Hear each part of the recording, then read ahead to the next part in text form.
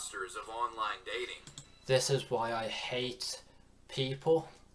This is an example of why you shouldn't leave the safety of your home to go and meet a complete stranger from the internet, is because you don't know who those people are, you don't know what they're going to do to you as soon as you get to the location that they've organized for you to meet in. And it's like, yeah, it could be an organized robbery, organized murder, or an organized kidnapping. It's like, people are very scary and I don't like people. But I am on a dating website, but I ain't in the dating kind of game. I'm not really interested in dating. The reason why I go to this dating website is to try and meet some online friends, because I'm a lonely man. Ever since my friends moved out of this town, I've been kind of lonely, and I've been kind of like, how am I going to meet new friends? Because nobody at work wants to be my friend. So I turn to the internet to seek out a long distance kind of friendship. Let's carry on.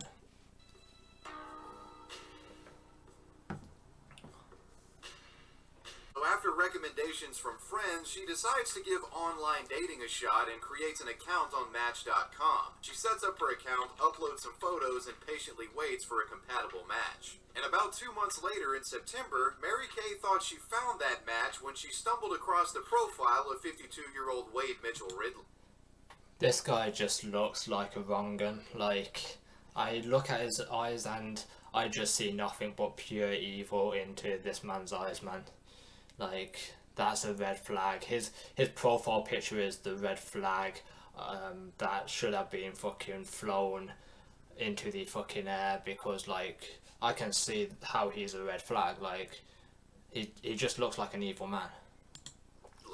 Wade Ridley claimed to work as a professional golf caddy, and Mary Kay, being a golfer herself and finding the man physically attractive, she was drawn to the guy. But just as Mary Kay found herself falling head over heels for the guy, red flags began revealing themselves. As the dates progressed... First red flag is his profile picture. Like, he just looks like an evil man. I'm sorry, like, looks can be deceiving, but...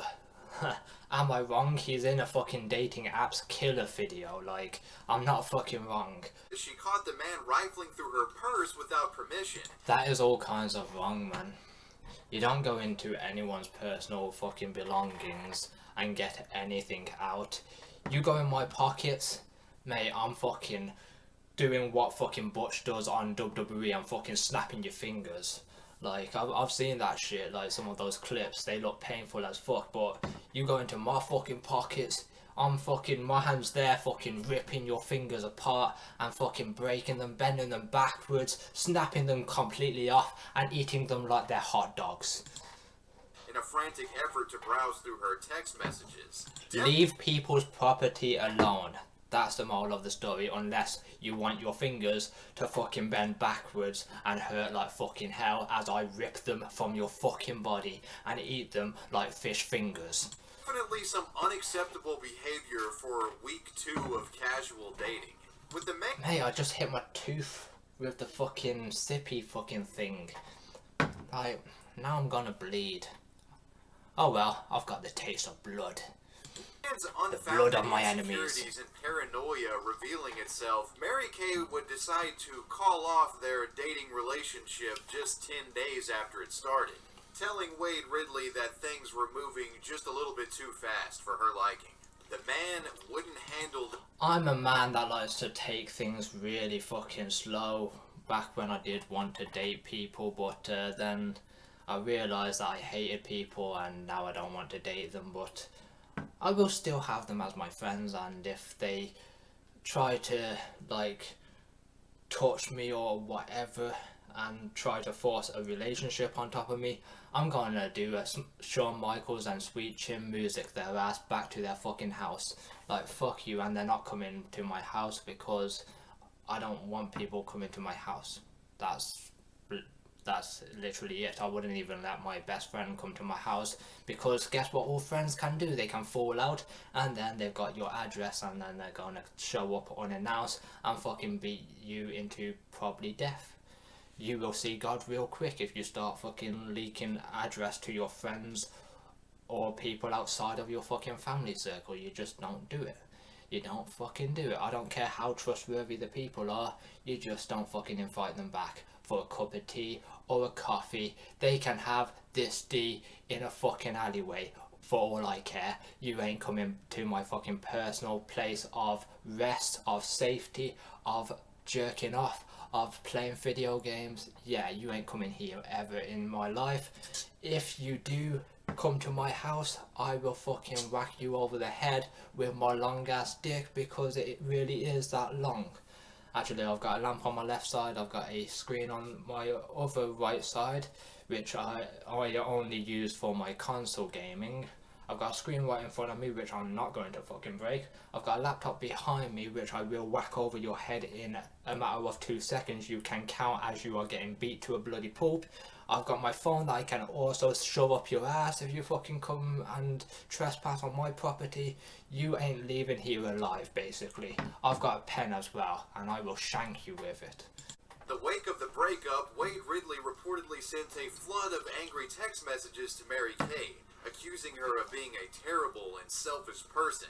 The woman attempted to rationalize with the man and explain her hesitancy in moving forward, but the more she entertained his messages, the more incensed he became. I just laugh at these messages, and then I tend to block these people, and they never say what they are going to do. So it's kind of like, yeah, you're just a threatening cunt, leave me alone, and you are blocked.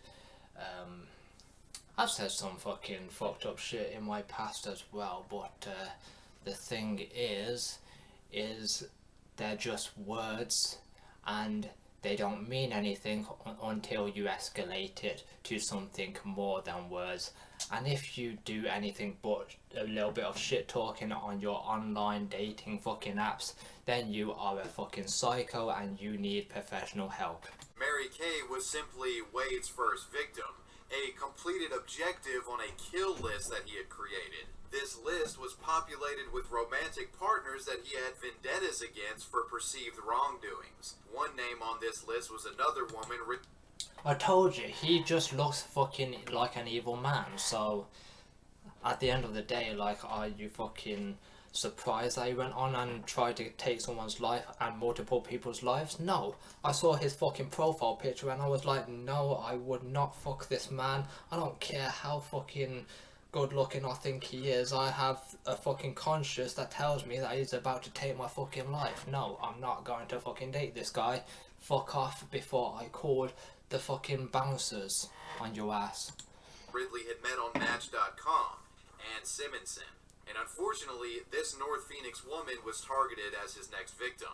On the night of February 10th, Wade Ridley would enter the home of Simonson and attack her using a machete and butcher knife, killing the woman. Wade Ridley then stole Simonson's car keys and fled the scene in the woman's own vehicle, eager to finish his kill list. Turns out, due to previous run-ins with Wade, Simonson had an active restraining order against the man, which immediately prompted law enforcement to name him as a person of interest in regard to the... I know that I keep on mentioning his fucking profile picture, but just looking at his profile picture, I'd get a restraining order and I'd get a fucking do not fucking approach me order as well. Like, is that a restraining order? I don't know. I'm kind of retarded. Killing of Ann Simonson. Days later, on February 14th, Wade Ridley was taken into police custody. And while under questioning, he would chillingly confess to the Beckman stabbing and to being the killer of Ann Simonson. In regard to Simonson's successful murder, he said, quote, "I just went into a rage." And in regard to the Beckman knife attack, he was quoted as saying, "I wanted her to pay for her attitude, whether it was death or incapacitation or whatever." Wade was later charged with first-degree murder and fucking hell, that's a creepy-ass fucking scene that I'm looking at. The attempted murder trial in Nevada was undergone first in September of 2011, with Wade being found guilty and sentenced to serve 28 to 70 years in state prison. Wade Ridley was scheduled to go on trial for the Arizona murder of Ann Simonson in late 2012, but that homicide trial would never happen, as in May of 2012, Wade Mitchell Ridley took his own life in prison, the man never truly facing justice for his Match.com attacks. Actually, an eye for an eye is justice.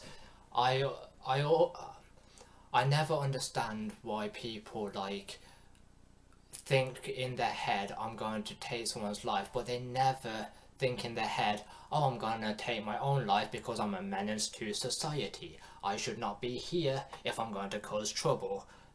So I might as well fucking clock out here.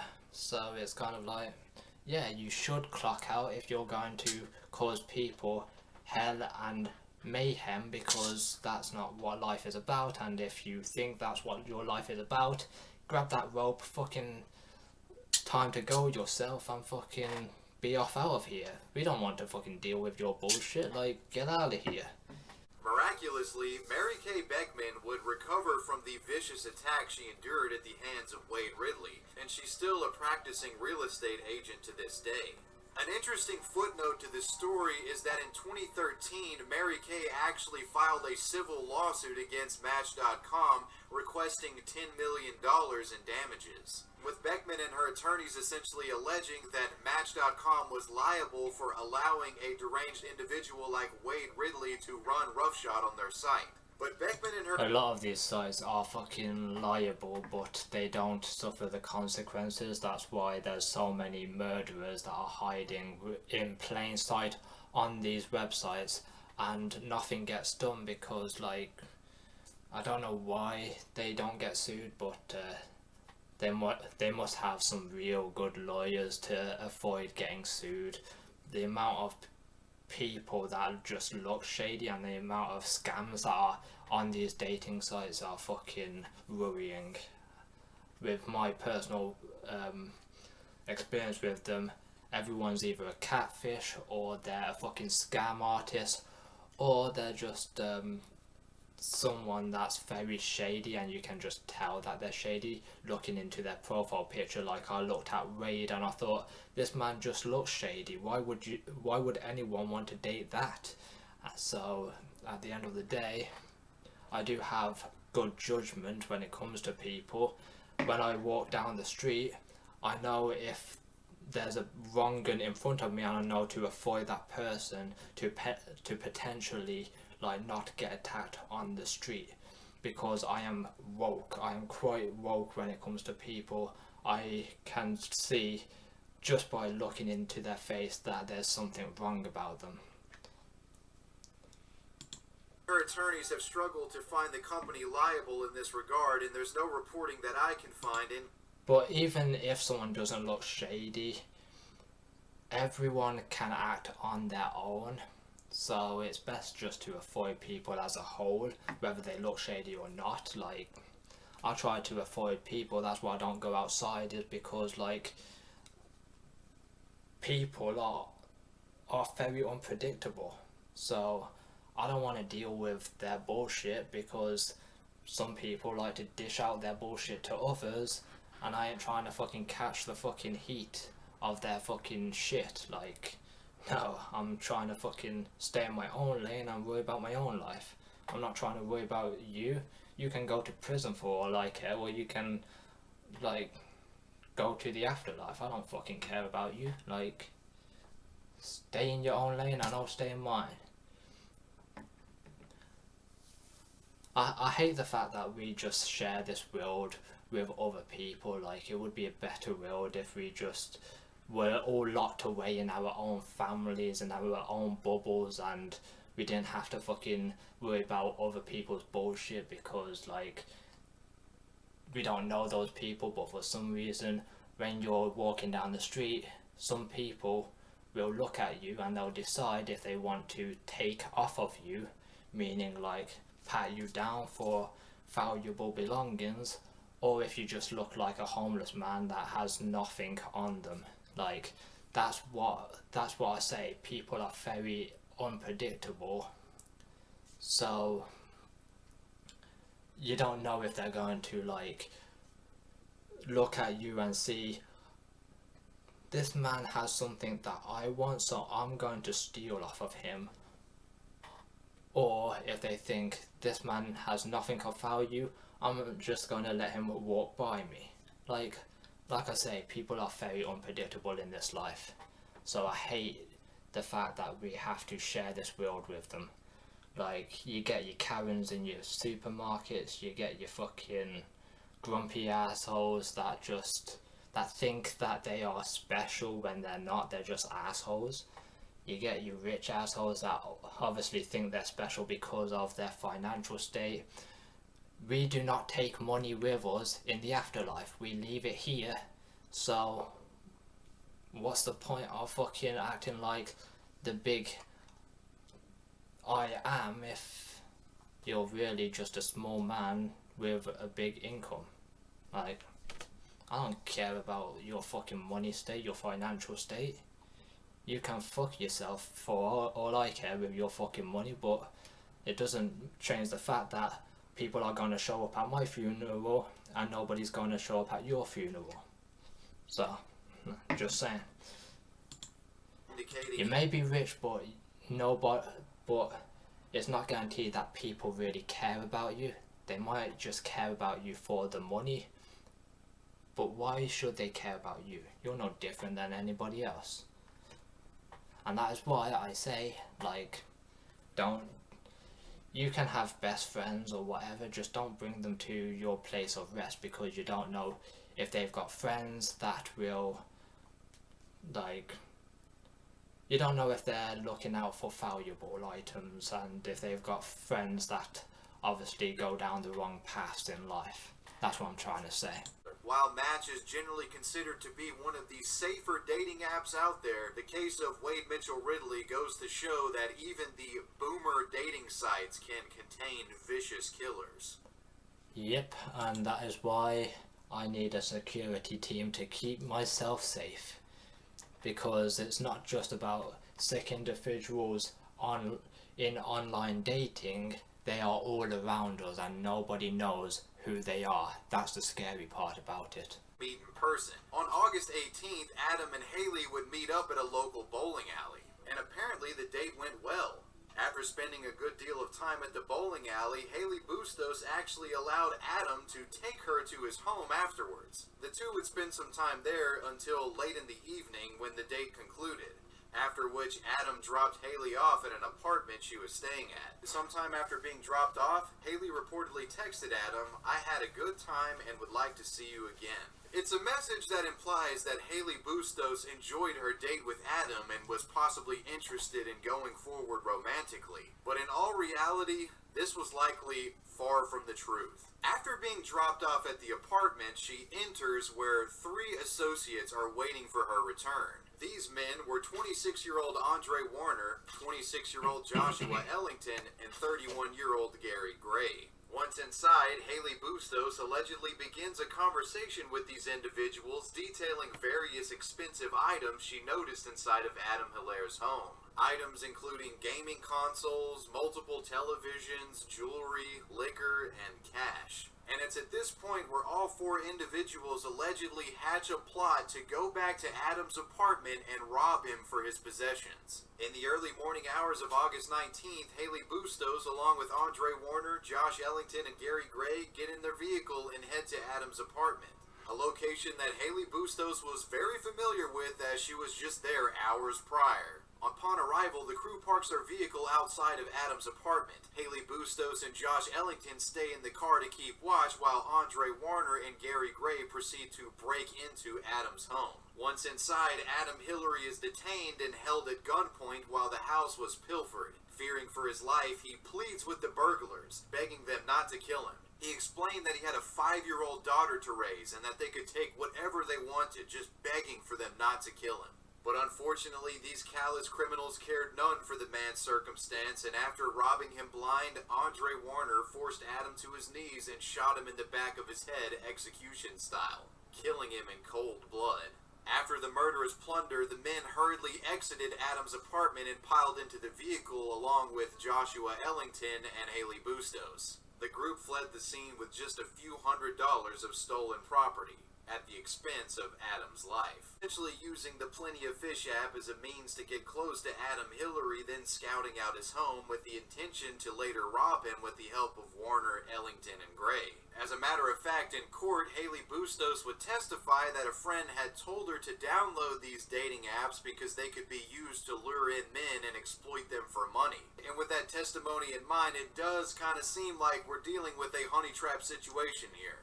The first of this Plenty of Fish posse to be convicted was Andre Warner, the man who murdered Adam execution style. In December of 2021, Andre Warner was found guilty of first-degree murder and was sentenced to serve life in prison, with the jury recommending the death penalty. Josh Ellington and Gary Gray are both facing first-degree murder charges. Their cases are still ongoing. Haley Bustos, the seemingly innocent young woman who reached out to Adam on Plenty of Fish back in 2016, was recently found guilty and accepted a plea deal. Snitching on her associates kept her from getting life in prison.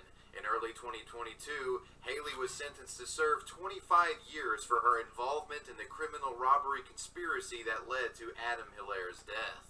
Haley Bustos was charged with conspiracy to commit armed robbery, and theft. She has been sentenced to 25 years in prison. While it's reassuring to see that the despicable individuals involved are facing serious time for their crimes, this entire situation is heartbreaking to say the least. This Plenty of Fish murder conspiracy is a case that shows how easy it is for malicious criminals to take advantage of individuals using romantic partnership as bait.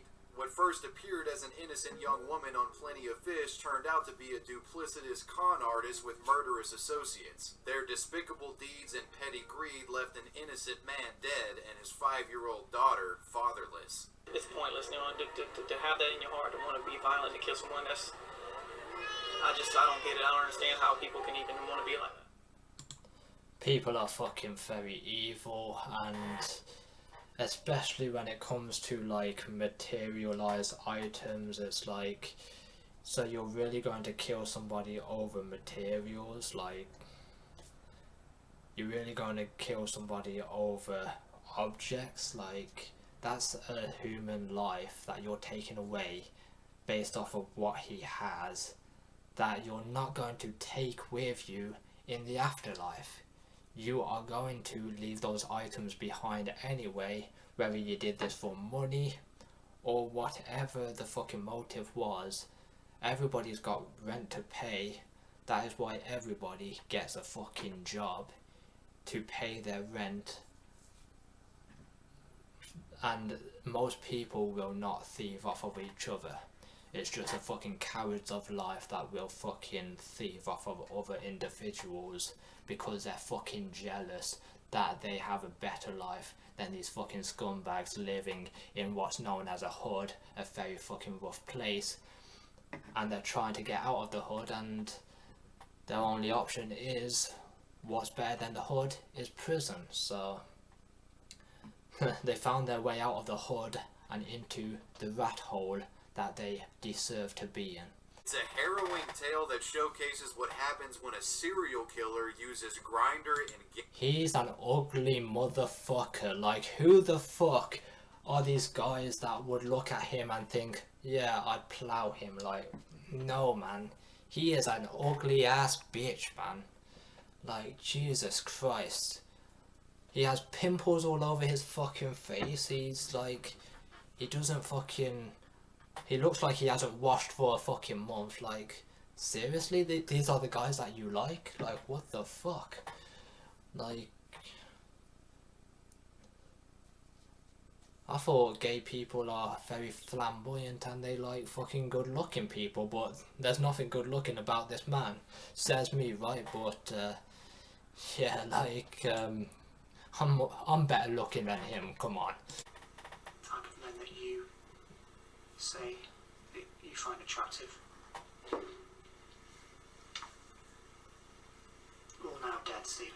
Our final story is without a doubt the most disturbing example of a dating app being used to facilitate criminal activity. It's a harrowing tale that showcases what happens when a serial killer uses God Grindr damn, and you gay ugly man. escort sites to lure I'm gonna in keep it a victims. buck The 50, you central ugly figure of this motherfucker. gruesome tale is a British man living in London named Stephen Port. Oh, Born man, I in just threw February up. of 1975, Stephen has been described by many throughout his life as a loner.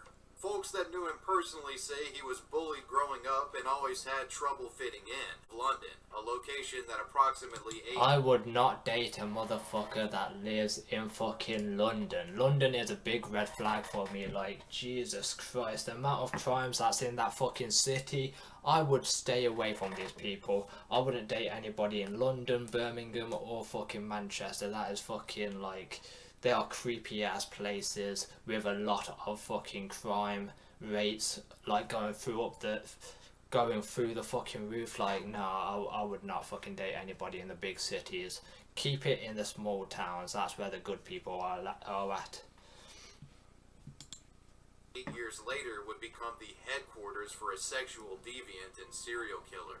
Let's flash forward a little bit. It's now 2014 and Stephen Port is 39 years old. As the man had grown older, he apparently became sex obsessed and compulsively used dating apps and escort services like Grindr, Sleepy Boy, FitLads, and Gaydar. There's a website for your like sexual needs. I believe it's called the P word websites. Like, yeah, you need to get yourself on those and go and look at like two dudes railing each other because like you're obviously gay. But leave people alone if you've got bad intentions. That's what I'm trying to say. Keep it in your apartment. Like, flap one off and then fucking go to sleep like I do every fucking night while I'm crying. Around this time, Stephen maintained an This is the body of a fucking crackhead. Like, come on, people, you should do better, man. He obviously looks like a fucking crackhead. Like, anybody that skinny, I don't believe they did fucking jumping jacks or fucking ran on the treadmill. I think they've been fucking smoking the fucking meth under a fucking bridge next to their fucking homeless buddies. Like, Jesus Christ. That's the first red flag, is how skinny this guy is. Like, ugh. Like, you can literally see what's inside this guy's body, and it is nothing but evil. athletic physique in an effort to attract these men, and sported a blonde toupee to make himself appear younger than he actually was. He still looks ugly In though. Stephen's dating app profiles, he would completely fabricate information about himself to make him appear more interesting or exotic than he actually was. From styling himself as an Oxford University The graduate... fuck is that hairline? Like, what the fuck? About himself to make him appear more interesting or exotic than he actually was. From styling himself as an Oxford... The fuck is that hairline, mate? Your hair's like fucking... You're missing some on top, buddy. Like, what the fuck is that? Like... Whew. Oh, bloody hell, man. Your barber really did a number on your fucking hair. Like, your hairline goes so far back that we can now call you fucking Jupiter. Like, what the fuck is your fucking head? Jesus Christ, you ugly ass bitch. Oxford University graduate to a special needs teacher to a Royal Navy soldier, Stephen made up many... If my teacher was that fucking ugly, I'd fucking be like, can I move to a different school? Because like, this guy looks like a fucking creep. He looks like he'd fucking sit down next to me while I'm doing my fucking schoolwork and fucking touch my fucking knee. And then I'd fucking knee him in the fucking nose, since he wanted to touch it so much. He can fucking touch it with his face. Falsities in an effort to hook up with young men. While what he was doing on these apps was indeed very questionable, it wasn't illegal or anything. But what we soon find is that Stephen Port had criminal fantasies that he was willing to act on. On June 19th of 2014, Stephen Port makes a 999 emergency call. Remaining anonymous, he explains to dispatchers that while driving, he had witnessed a drunk young man collapse in the street and have a seizure near the East Block apartments in Barking. Sometime after Stephen's call, emergency services arrive at the complex specified by the caller and find the body of 23-year-old fashion student and escort Anthony Walgate. Well, anyway,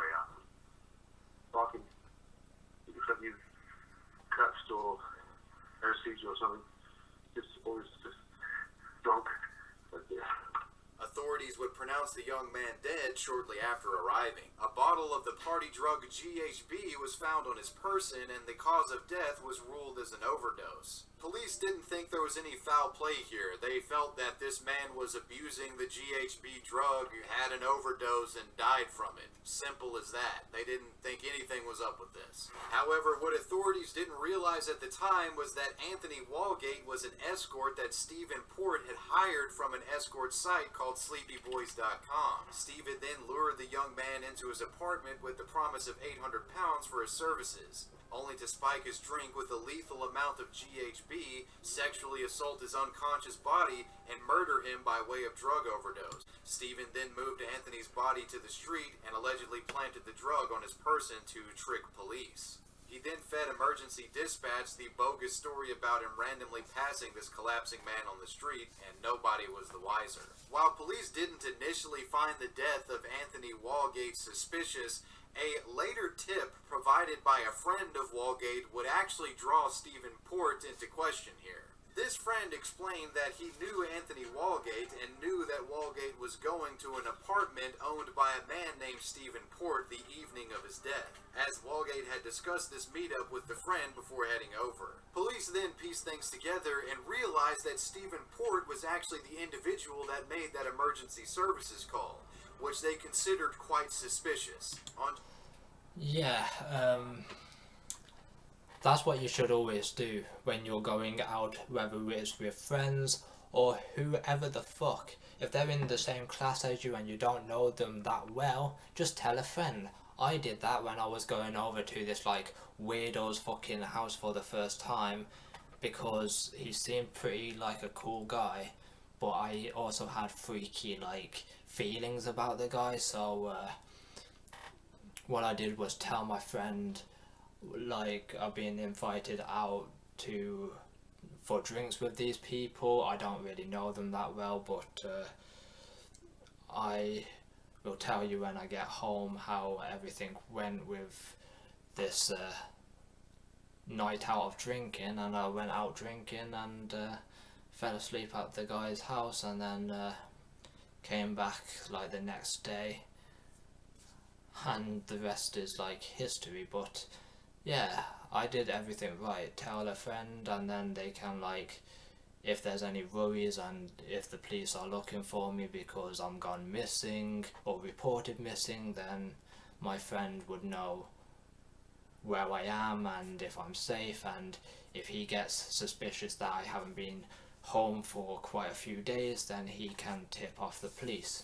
It is like a win-win situation. So always tell a friend if you're going to meet a complete stranger, or even a fucking another friend from your class that you don't really know that well. Just tell a friend, and they might either help save your life one day, or they'll report what you've told them where you were going, and then they can track down the person that's potentially killed your friend or killed you or whatever.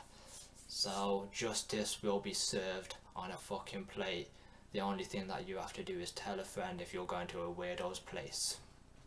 June 26th, Stephen Port was arrested and charged with perverting the course of justice, accusing him of essentially lying to them about what had happened. He's then interrogated by detectives. They want the real story of what happened that night. So Stephen whips up a story that's extremely charitable to himself. Stephen would admit that he knew Anthony and did indeed have him over at his apartment the night of his death. But Stephen spins the narrative, claiming that he actually had left home at some point to go to work, leaving Walgate in his apartment, only to then return from work early in the morning to find that Anthony Walgate had apparently taken GHB on his own accord and overdosed in the process. He frames this in a way that suggests the only reason he lied about the circumstances of him knowing Anthony Walgate was because he was afraid that police would implicate him for a murder that he didn't commit.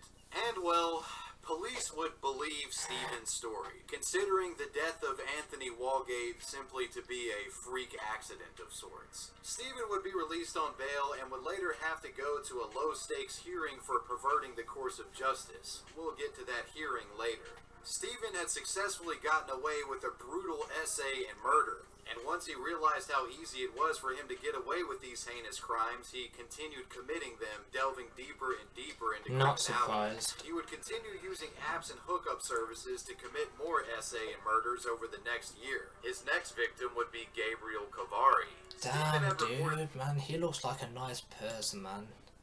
Why do you have to fuck up good people's lives, man, just because you're a fucking perverted fucking incel that needs to fucking one day be fucking zoomed off to the afterlife before you hurt anybody else? Like, Jesus Christ. This guy looks really nice, like a person. He looks like someone that I would be friends with, and that I'd be like, what's up, buddy? How's everything going? How's your dating scene? And he'd be like, yeah, I met this guy, he seems a bit weird, but well, show me a picture of him. Say less, motherfuckers. Just show me the picture. I want the inside scoop. He shows me the picture and I'm like, mate, this guy's ugly as fuck compared to you. He looks like twice your fucking, no, 3 times, no, fucking 10 times your fucking age. What the fuck you doing, buddy? Like, fucking hell, man. You can pick them, man. Can I tag along so I can see and potentially get killed myself, but so I can see if this guy's fucking safe or not? He looks like a fucking evil person, not gonna lie, but hey, you like them like that, so I'm not gonna judge you. Just let me tag along and let me fucking get killed with you if shit hits the fan. Maybe I could save you, you know? So yeah, this guy looks really fucking like a friend. Just a random friend. As long as he doesn't fucking touch me. Like, no. I do not swing that way. No. As long as he doesn't touch me, we can be friends. Like, boom. We can't anymore because he's more than likely dead. Rip Bozo. Be Gabriel Cavari. Stephen had reportedly connected with Gabriel Cavari using the Grindr dating app, and the two would talk online for some time, with Gabriel eventually moving into Stephen's apartment in August of 2014. However, this move would prove to be a lethal mistake, as just 5 days after moving into Stephen Port's apartment, Gabriel would become his next victim, with Stephen drugging the young man with GHB, committing SA, and murdering him. This time, Stephen would place his victim's body at a graveyard approximately 500 meters away from his apartment. Gabriel Cavari's body was discovered sometime later by a woman walking her dog. Police considered the death an overdose and made no arrests in relation to the circumstance. On September 18th, Stephen made contact with a 21-year-old chef named Daniel Whitworth on a Grindr-like dating God damn, man. This guy's killing off all the fucking good-looking people, man. I'm surprised he haven't come for me, but I obviously don't swing that way, so why would he come for me? He's on Grindr and I'm not. But this guy seemed like he had his life all pieced together. Like, he was a chef, so he had a stable income, just for his life to end abruptly because some fucking selfish prick wanted to take his life away. Stephen used the same devious tactics he had used on his previous victims with Daniel, and just 2 days after the men had connected, Daniel Whitworth was found dead, his body discovered by the same dog walker in the same spot in the same cemetery. Now, if you already thought Stephen Port was a piece of shit, get a load of what he did with Daniel Whitworth. Get a load of this guy. And get a load of this fucking advert that fucking interrupted the video. You got a problem, bruh? Say it, mate. I'd knock you the fuck out. All of you. 1, 2, 3, 4. 1, 2, 3. You'll hit the fucking floor. In an effort to keep law enforcement off of his trail, Stephen authored a fake suicide note, planting it on Daniel's person before dumping his body in the cemetery. This fake note claimed that Daniel's reason for supposedly killing himself was because he had killed Gabriel Cavari, and he couldn't live with the grief. Remarkably, get over this yourself, disgusting manipulation worked on police, and his death wasn't ruled a homicide. Stephen Port had gotten away with his third disturbing dating app murder. But in March March of 2015, Stephen would have to take a bit of a hiatus from his crime spree, as he was made to appear in court for that old pervert. Did you just say hiatus? What is this? A fucking YouTube channel? Like, what the fuck? Hiatus from his killing spree. Like, yes, I've heard of that word before when it's involves a YouTube channel and a YouTuber can't take, well, I don't know what they can't take, because like YouTube's the best fucking platform to be on. I don't know why they would want off of it, but they just can't take whatever pressure was on their mind, and they couldn't take the stress of fucking apparently throwing some clips together and editing it. But this guy is not a YouTuber. Like, this guy is a piece of shit. Not this guy. This guy's a gorgeous YouTuber that I would kiss on his forehead, because he's got a massive forehead just like me. We're like blood brothers. Give me your blood and I'll give you mine. No, I won't, because I don't like blood. But that's besides the point. The person that likes blood is a piece of shit. Not this guy. This guy, Wavy Web Search, or whatever his name is, I don't give a shit. But this guy is my reliable source of information. He is more reliable than Keemstar. That's how good he is at his research. Not hard being better than Keemstar. That he got back in 2014. In court, Stephen pled guilty to perverting the course of justice in the case of Anthony Walgate's death. He was sentenced to serve 3 months in jail and was released in June several months later. It's frustrating to think that this murderer was literally inside the court building, but nobody knew what the hell was going on, so he's just getting punished for some bullshit charge related to lying to the cops. He was right under their noses the whole time. So after getting out of jail, months later in September of 2015, Stephen Port would strike again, drugging and killing another victim. This individual, please don't be good looking. God damn, he ain't as good looking as the other people. Stephen would again dump Jack's body in the same cemetery he had dumped the others. By this point, I'm sure you're slamming your head against your keyboard out of frustration, furious at the idea. No, because I'm fucking poor and I need this keyboard, so I'm not gonna fucking take my anger out on this keyboard. But at the end of the day, these guys could have had a threesome, because they were equally good looking. But that fourth guy, that ugly bastard, had to fucking end their life. My mind is just annoyed. I don't look annoyed, but I am annoyed. I'm screaming on the inside. Of police not being able to find anything suspicious about 3 bodies found at the same place in a cemetery. It's ridiculous that a murder case hadn't been opened by this point. It's because the police are fucking stupid. Like, they're like, oh, another overdose? Surely nobody's been killing these people. Yeah, surely. The date of his death, Jack Taylor was caught on surveillance camera footage meeting up and walking with a tall, blonde-haired man. The individual was immediately named as a person of interest in regard to the death of Jack Taylor, and an appeal to the public was made asking for people to help identify who he was. This man would soon be identified as none other than Stephen Port, and in October of 2015... Mate, you didn't have to blur his face. Like, I can see from his fucking bold-ass fucking Jupiter-looking ass hairline that was the fucking guy, man. Like, why did he have to fucking blur his face? I know who it is. It's the person that you've been showing all this fucking video. Jesus Christ. He was arrested under suspicion of murdering not just Jack Taylor, but Gabriel Cavari, Daniel Whitworth, and Anthony Walgate. Thanks to the collaboration of the 4 victims' families and witnesses coming forward, he was implicated in all 4 murders. This grinder spree killer had finally been caught and was to face justice for his repulsive crimes. While in court, Stephen would plead not guilty and maintain that he had nothing to do with the murders. While being questioned, Port would outright deny putting any bodies in any graveyard and denied ever giving anyone GHB. The other 3 were all found just over the road in the churchyard, or just beside the churchyard in that area that we've discussed, propped up against the wall, a short distance from your house, all again with high levels of GHB in them, enough to kill them. As you know, Anthony, I know nothing about how they come to be. Stephen could deny and lie all he wanted. This guy needed to speak up. What the fuck did he say? Oh, well, I didn't fucking do it. Like, fuck you, man. Like, you look like a fucking tennis ball looking ass, Jupiter fucking planet looking ass, fucking Earth head shaped looking ass, fucking fucker who needs to fucking lay himself to rest in a fucking jail cell for the rest of his life, getting fucking butt fucked by his fucking prison mate, fucking Bob the fucking builder. He builds fucking semen on this guy's ass.